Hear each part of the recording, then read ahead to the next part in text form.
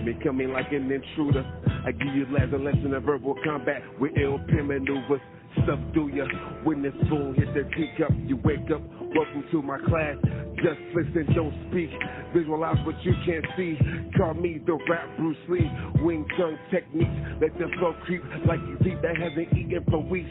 I've been fast no sleep, but y'all been sleeping on me like hoopers on New York Park benches. Homie, I never left the trenches. Plotting patiently and calm with my ears open listening to these culture vultures, praising worldly sculptures.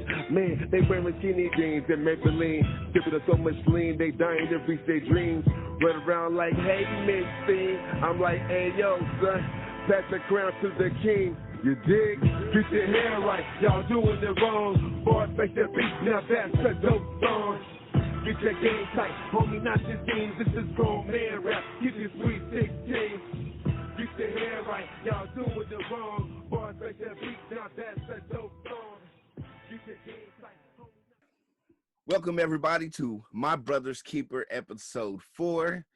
And we got a new way that we're going to do this today for you, but we got 3 topics we're going to hit, and then we're going to introduce our new segment called Keeper's Corner. But let's hit it off with topic number 1, Nick Cannon, the mistake we all make.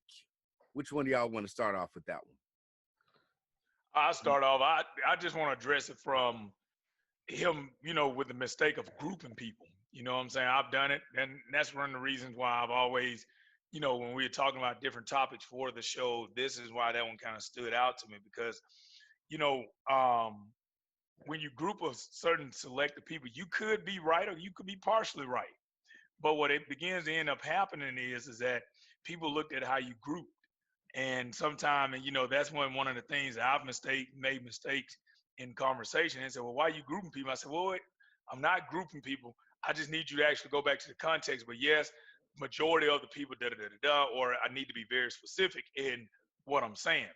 And so I think he should have explained that a little bit better and actually went a little bit more in depth to explain it. But also the other mistake that he made too is using another group of people with similar background and came from really the same root of people. If you look at genetically, we have similar genetics coming down the pipeline, and when you actually look at it from the the DNA of man, period, from that area, and so you're talking about people that have similar DNA as you, and then you're saying that all these other things, you use them as a comparison, but then also too what he used, and I see a lot of people use this on no matter every side, they always use a misquoted or a misguided meme to try to explain something that is usually a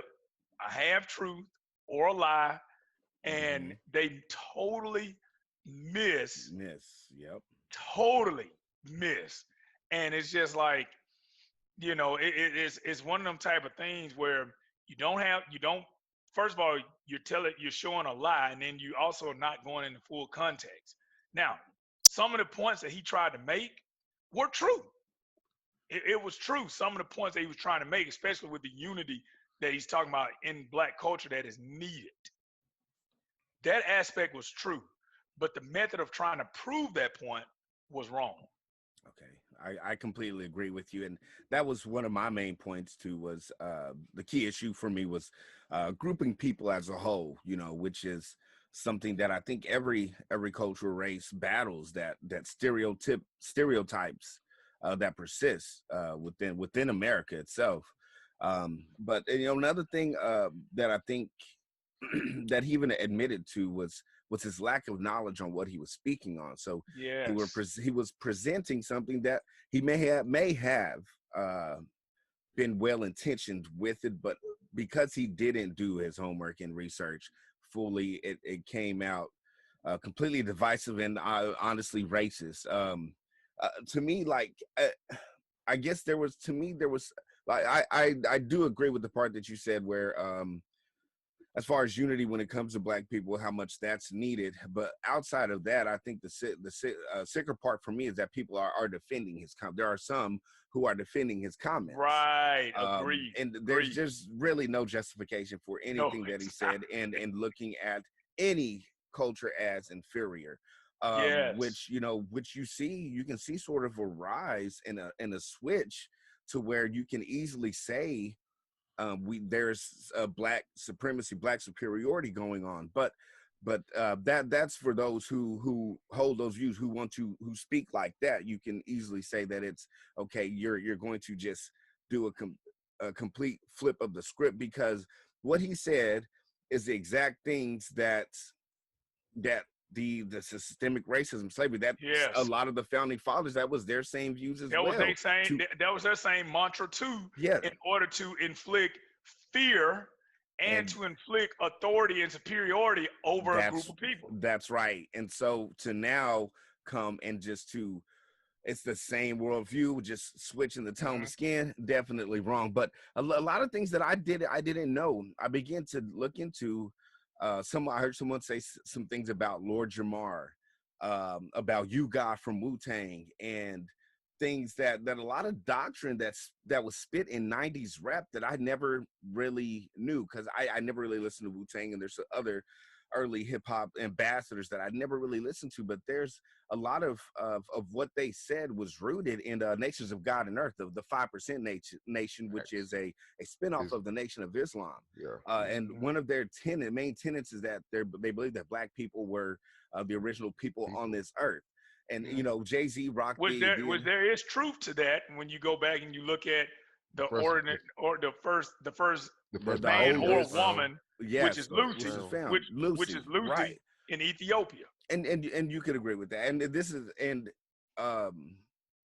I agree, because everybody knows it's a fact. The oldest known, as far as carbon dating, everything, bones that have been found go back. They're found in Africa. But when I look, coming from my worldview, most people, even people who are maybe share the same faith as me as a Christian, or even those who are Muslim, and look at the 6-day creation period of God. Like I looked in my Bible and I began to research, and I've felt this majority of my life. There's a 6-day creation that took place which I believe all races were created on that day. And I think that's God's way of always showing us that none of us are superior to the other. And when you talk about genetics and DNA, I believe scientists have found that almost 98% genetically, like, we are all connected by DNA and genes. So there's no superior race. Nick Cannon was way off the mark. Should he have lost his job?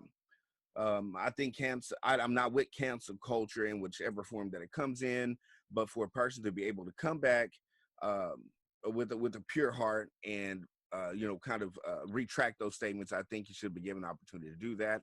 But Damon, what's your thoughts on this whole ordeal, man? Man, so first of all, this thing that was put out by Nick Cannon, what he said, that was like from last year. It just got put out. You know what I'm saying? Like, it was from last year. Wow. And I also feel like, man, listen, I did not know that. Not saying that anything, not saying he was wrong. I'm a firm believer, if you're gonna speak on that level, you have to get the facts. Point blank, period. With that being said, man, they fired him so fast, you know what I mean? They vilified that man, you know what I'm saying, to make him look like, I don't know, man. Make an example. That's all that was, man. The first opportunity they got, you know what I'm saying, to make an example from a black man, they took that. You know what I mean? Which is what I'm not defending. I'm not, you know what I'm saying he was wrong, which obviously he was in the aspect of, you know what I mean? But he also did admit he was wrong. He also said that he knew he didn't have all the facts, and he talked to his Jewish brothers, you know, and whatnot, you know what I mean, and got insight, you know what I mean. I just feel like they made that man, you know, they made him a target, you know what I mean, just to, like you said, an example, you know what I mean, because since it's always been, you know, the other man talking about the black man, so as soon as the opportunity was the black man finally said some things, especially his platform, you dig, they was like, oh, okay, perfect. you know, and then got him out of there quick as Dodge, you know what I mean? Which, you know, it's not my company, so, you know, either way, I'm sure, let's say if I'm representing my place I work for, and I said some, you know, out of pocket, they're going to get me. This is what it is, you know, and he fell victim to his own, you know what I mean? That's what I feel like. But yeah, and I think the main CEO of Viacom is Jewish, right? And I believe I read that he tried to reach out to her and got complete silence. But of course, you know, that's neither here nor there. But it's hard, you know, anti-Semitic statements, they just have no place in anybody's mouth, in my opinion. When you're downing any culture, any race, any group of people to make them look inferior. Especially being a black man. Yeah, and especially I think if he would have went from the pathway of explaining his beliefs from, I would tell people just like this: whenever you talk about something like that, and even if you want, you need to go back to the actual history of the way that time was from the evolutionary standpoint. And if whether you're Jewish, Christian, Muslim, or anything like that, and I think everybody, almost all those religions, honor the story of Moses. And you know, you get it that Moses was taken by a queen, you know, and he was basically like all his whole life lived as an Egyptian. Now think about it. People didn't live inside the house all the time back then. They wasn't in the house, and you're talking about a sub-Saharan area. So probably the lightest person in that area might have been my skin tone or your skin tone, right. Calvin. If he wanted to go from that perspective, it would have been better received. Okay. If you get what I'm saying. Just spitting facts, right? Yeah, because we're spitting facts. Because here's the thing with that. You know, if you want to explain and you want to go back to that, you know, we go back, if he's a part of, you know, like that, you know, if you're going to explain that, hey, that the Jews look more like the black people of today, I'm just saying, and they evolved from that. History can actually prove that, but that's the approach that he should have took with it, without saying or blaming the current Jews that occupy there, you know, and connecting them with a statement that was not true and that was not said by Hitler anyway, to try to prove a point of the strength and the historic knowledge and the wealth of black people. So I think if he would have went that way and then talk about, you know, King Mansa Musa, I think y'all familiar with that. Like he was like the richest king to ever, you know, be on the earth, and he was, you know, his thing was, you know, it was right there in the center of Africa and stuff like that. And even when you talk about back then, you know, when we talk about when Moses even was about to marry Zipporah, they didn't talk about, you know, they didn't talk about things as far as a race. The reason why Zipporah was looked at as because she was from the Kush people, and the Kush people back then were Sudan. So you understand when you talk about Sudan, you understand that Sudan people were like extremely, you know, like that viral photo of the lady that went around with being like the most beautiful model in the world, where her skin was just so like dark. sleek. Right, yeah, it was sleek. That is, and you can just type in people of Sudan, and a lot of people in Sudan have that skin color. So there were people out there looking like me, you know, looking like you, Calvin, that might have discriminated against that type of tone, but wasn't discriminating against the people. They just looked at the tone, and it goes back to saying, oh, lighter tone meant that you was yada, yada, yada, or brought you higher prestige or whatever. Right, superior race. Yeah, superior, you know, that higher tone type thing, you know what I'm saying? And we see it even within black culture. Right. And so, you know, and it's so funny because I oftentimes I laugh. Me and my homeboy were joking about it. It was like, you know, we was joking and said, you know, Pharaoh might have looked like me. Moses might have looked like Calvin or whatever like that, and then Aaron and her might have looked like Damon. Right. You know what I'm saying? Or one of them looked like Damon, and the other one looked like a current Palestinian or a Jewish person currently in that area now. Right. So when you looked at the tones, then it was mainly about tone more than it was a race of people. Right, and I think the as far as placement of a people and displacement, I think that's a deeper issue that we should look at diving into the future, because even with saying that we when you talk current occupiers, or something that even that it can be deemed as anti-Semitic, but I think it's something that we need to that through discourse we can begin to dig in deeper and gain a better understanding. And the thing that I think is most important is the views may be different, right? From as far as current present occupiers, were they the original, and there's going to be such a vast array of things there. So, but I think we will digress, and we will go on to our next topic, which is the NBA restart inside the bubble. Yeah. I'll kick this one off. Go ahead. One of probably the biggest things that I learned in the beginning, when they first began to travel to the bubble, they were all tested. 16 out of 302 players tested positive. Which I think that's great. Out of 302, only 16 tested positive, right. But they do have to self-quarantine. And another thing, I believe the CDC just downed the guidelines on the quarantine period to 4 days. 4 days, yeah. Which is, to me, that's a step. I think we're getting somewhere with it. We're learning more, so now we're able to adjust how we approach it. But I think a big issue, and even Stephen A. alluded to this a little bit, as far as he mentioned that something like he didn't think that the NBA players would be able to last that long without having sex. He said that. Yeah, and did y'all just see the article that came out about Lou Williams? That's what I was about to say. So you see Lou Williams, he went there and hit up Magic. You know what he did.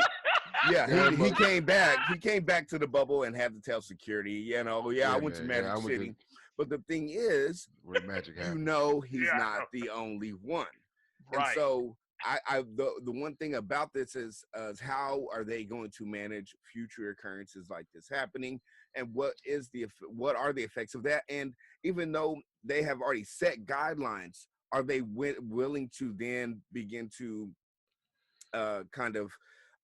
work those guidelines to change with what's going on? If he's going out and you see that people are going out and not contracting the virus, but it's such a short period of time, I don't know if they'll change the guidelines, because there's so many things involved, like the players union. And so I think they got that kind of set on how they want to do that. Another big issue for me with this restart is the social influence of the NBA players, and of course big names like LeBron James really speaking out. I just read today that they're going to look at painting Black Lives Matter on the court. It's already on there. It's already on there. So I've been watching the restart. I've already watched everything, and listen, WNBA too. I don't agree with that. I just don't agree with that. You don't agree with what? I think it's having Black Lives Matter on the court, because I believe you're then with the diversity in the league, you are catering only to a certain group of people, man, because there may be others who don't agree with their agenda and what they're saying now. I mean, we've seen it in the major league, in the MLB restart, where some are kneeling, some are not. But I just think the NBA, to me, I think that's a foul. I'd call a foul on that play. And the reason why I'm gonna tell you why I disagree with that, and I'm gonna come to it from the contextual aspect of how the NBA does their research. NBA, to me, is far above any league. Period. They are they're very far above, and as far as their staffing, their research, and how they do things in any other professional league. I would agree. I'm saying they're very, very, because they're very organized, very structured. I mean, when you look at it, what they done before they even came to their decision, they actually went to white players. one of the white players that was really outspoken about it was what's the guard name? Oh my God, JJ Redick. Yeah, Kyle Korver.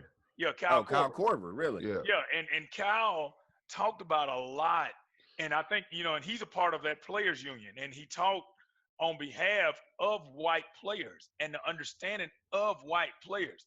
And I love what the NBA doing too. I didn't bring this up, man, but their precautions that they're doing. Their precautions is phenomenal, they got the bracelet. And coronavirus. They got the thing for the media, like the media is blocked out. Yeah, it's blocked out. Like the media walking to this, like this. It's cool. Like go watch the highlights on ESPN. It's so cool. The media is they are in an enclosed area that's like plastic all the way around them, like a shield. And the coaches are wearing masks. You know what I'm saying? Like it's crazy. Like the benches are like the guys are sitting like the way they did it is pretty smooth, man. Really? They did a recent COVID test for 362 players, and none of them come back positive. None of them. Really? There's a recent one, 362, nothing. Yeah. Huh? Yeah, nothing. Bravo. Nothing. Right. And then but I'm like Stephen A. Smith too. I think that's gonna be a big problem about the sex thing. So Will and Jada.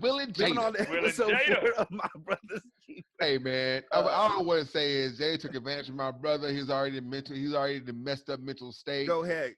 Tell it, brother. My dog, you know what I'm saying, broke that man's heart. He was in love with her, you know what I'm saying, and Will was pissed off. And I can't believe Jada was silly enough to admit infidelity on the YouTube podcast. You know what I mean? So when they go for that divorce, she ain't getting Nathan.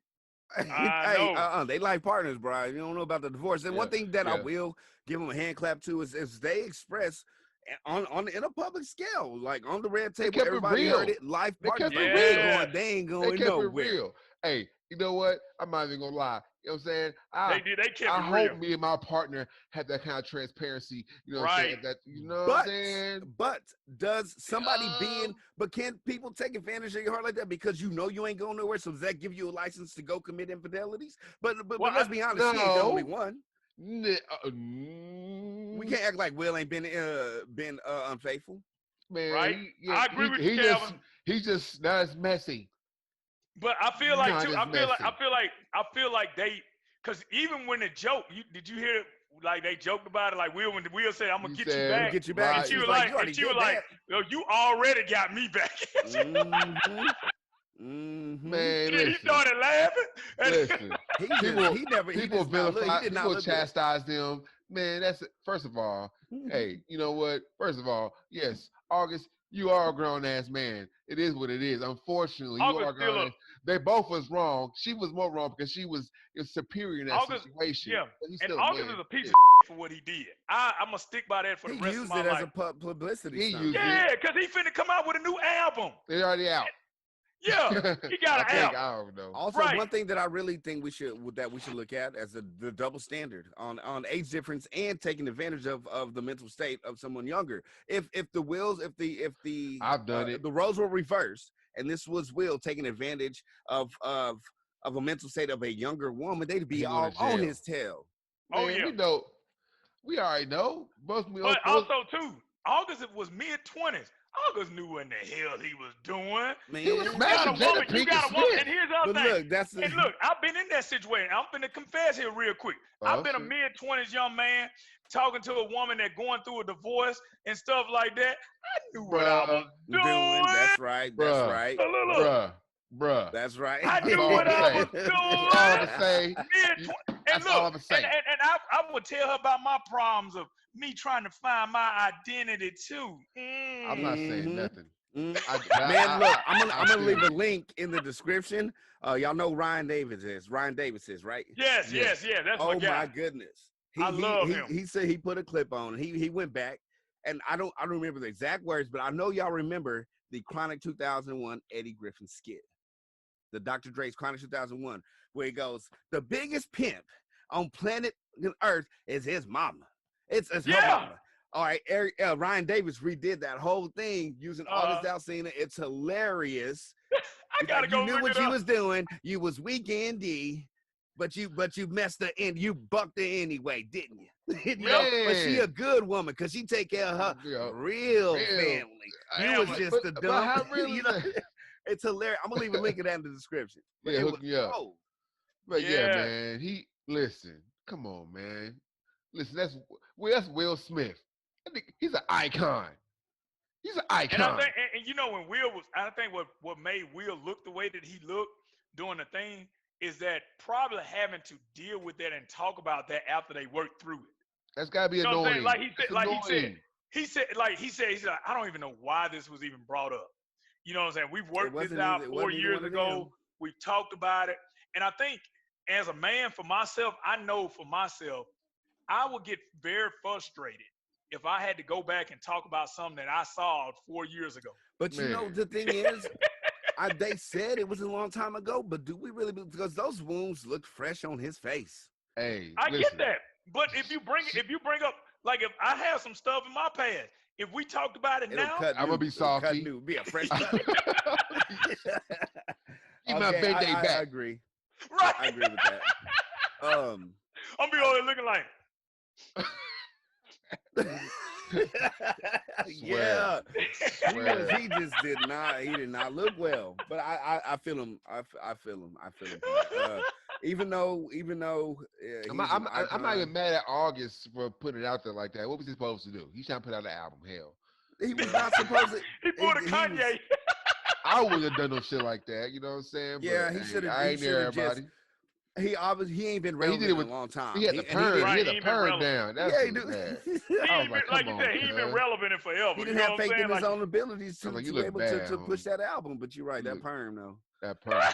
Not it. He should come up there. Come up there. You know, so making them think about you for a hot second. Come up looking like a damn mess, crying and shit. I heard that he actually did a song with I think Rick Ross maybe on it. I heard it for like a hot second. And you ain't listened to it though, did you? I ain't checked it out. I don't even recall it, man. All right, I like Rose though, but I like Rose too. But I'm like, Rose, why would you even step down to that level? You stepping down, man. Featuring on that track? Right. You stepping down. August may not have told him what it was about though, and he's like, he's like, man. He was businessman. He saw a quick dollar real quick. You know what I mean? And plus, but I know, but think about what Roger talk about though. Roger probably was trying to help him out, trying to help him build his clout up. Because think about Roger. Roger he about helping people now. Ricky Rose, yeah. I don't know. I don't follow him that closely too much anymore. But we stops. But no, I don't think he's. That's a whole nother. We ain't even gonna do that. But I think we did good on this. It's time to actually go through our first installment of our new segment that we like to call Keeper's Corner. This is a segment where we each individually take somebody that is in our corner, uphold them, give them their respect, their props, and let it be known. So start with you, Reggie. Who do you have in your Keeper's Corner on this episode? Parents, during COVID. Whether you send your kid to school, you're still great. Whether you homeschool your kids, you're still great. Whether you do both, half and half, you're still great. Salute to you all for preparing our next generation in the most treacherous and high water seas of time that we might have had to go through in a long time, since probably the Great Depression. And salute to the teachers. So I right now, because you guys are developing people, and then you have to get your mind ready to figure out, and most teachers are parents. So when we talk about teachers being parents, so I'm sending mine out to teachers, to parents. Hey, I love y'all, and I want to let you know, no matter what decision you make in this situation, you still a winner. Because we're living through a current scientific experiment right now. So, so whatever you experiment with, and y'all, I know you guys, you brothers are parents. I love y'all. I salute you all, and I salute all parents out there listening to this, and all teachers. Teachers, you and the parents, y'all are the true heroes in this, along with our healthcare professionals. Y'all are on that same level. Us single people that are able to just kind of navigate and try to figure out. We're just inconvenienced. That's all we are. That's great. You're doing the best thing you can, which is to encourage and salute, man. Big ups, appreciate you on that one, brother. Yeah, man. Appreciate you on Absolutely. that one. And you know what? I knew I man. should have went first for both of y'all, because like, who's gonna follow? I'm supposed to follow that. I'll let you go. Go ahead, Calvin. Go ahead, bro. Go ahead, brother. Man, that was good. But hey, brother, appreciate you. Salute, man, on that. Man, thank you, man. In my corner today, I have Bernell Trammell, 60-year-old black man gunned down in front of his store in Milwaukee. Although the murder is believed to be politically motivated, there's been no witnesses or evidence to uncover that aspect as of yet. But Bernell Trammell is a respected member of the community, well known for hoisting up not only Trump support signs and scriptures of the Holy Bible, but also in his storefront having Black Lives Matter signs in his window as well. He loved democracy and his right to free speech. One community member was quoted as saying he was an example of diversity in the neighborhood, someone who would not try to convert you, but speak truth and allow you to do the same. So Godspeed, rest in heaven, Bernell Trammell.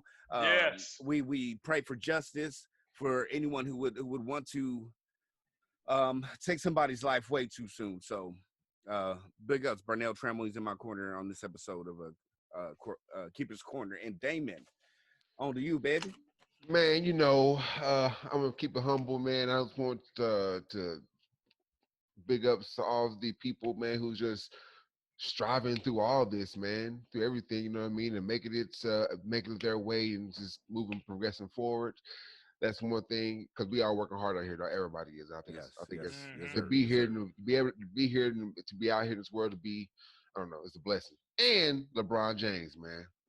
LeBron James. Yes. LeBron LBJ, James. baby. LBJ. Man, listen, man, that brother inspires me. You know what I mean? The way he comes from his situation in Akron, Ohio. I'm from Cleveland, Ohio. You know what I mean? And I'm telling you, trust me, I can imagine to be my mom was a single parent. You know what I mean? We didn't have nothing. I didn't know my dad, things of that nature. So for him to overcome what he's overcome, to be able to put, you know what I'm saying, young kids through school and put them in situations to have an education after the fact and college and things of that nature, being debt free of that, putting his people on, being this man advocating for Breonna Taylor and Black Lives Matter as a people, and to also shoulder the load, you know what I mean? Because they've been bringing the championship home this year as well. They're gonna win a championship. Lakers go host. LAL, baby. Man, That's my pick.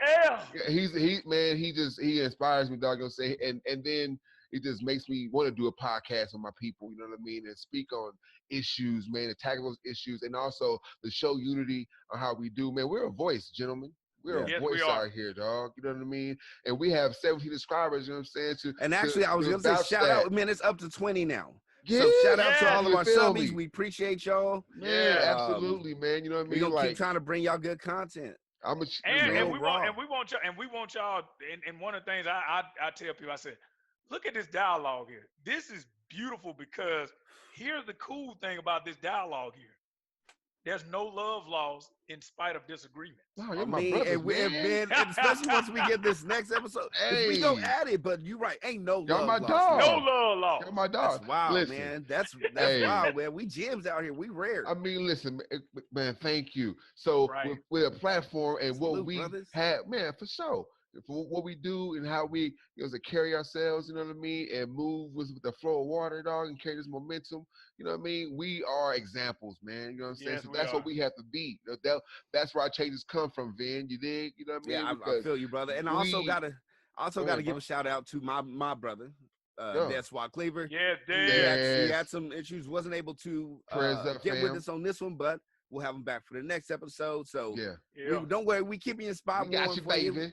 Yes, sir. Yes, sir. And we miss you for coming in and setting us all straight. I already know. He like Big Daddy. He coming in. You know how he do. Boom. Wait a minute. Wait. That's my dog. Hey. Yeah, man. Straight up, man. Hey, gentlemen, great episode. With that. Let's go ahead and close this episode. Yes, sir. Of My Brother's Keeper, episode 4, where we dove into Nick Cannon. We started on the NBA restart bubble on that a little bit, and then we also dove into Jada and Will Entanglement. Don't forget to comment below. Let us know what you think. Hit the subscribe button and share this content. Absolutely. We love y'all, and we out. One love. Have a blessed week.